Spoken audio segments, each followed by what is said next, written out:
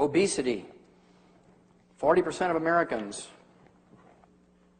are overweight now.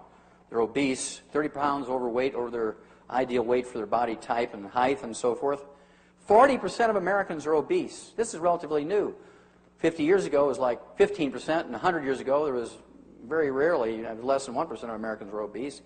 And it turns out it's caused by a simple, single problem. I can walk on a horse farm, and I can tell you in 30 seconds if the horses on that farm are getting all the minerals they need. This is a little working wagon in an Amish farm in Lancaster County, Pennsylvania. And I walked on that place, and I knew immediately that the horses weren't getting all the minerals they needed because the horses were eating, nibbling all along this buckboard rail, and then they just ate this one particular place.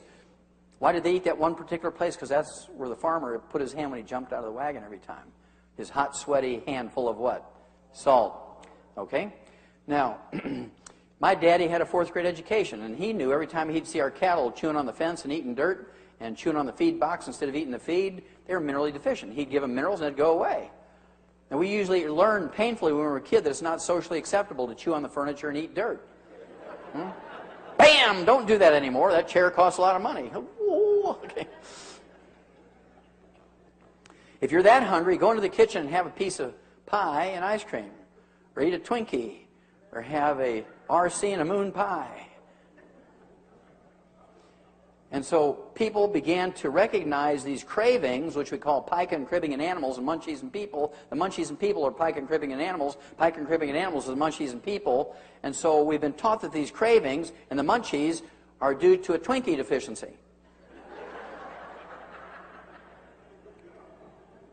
Now, if we were taught as kids that this is caused by a mineral deficiency, we'd all take minerals that have 0 calories in them. Americans would all be slim. Weight problems are nothing more than a mineral deficiency disease. Now, nobody knows more about weight gain, weight loss than veterinarians. Why is that?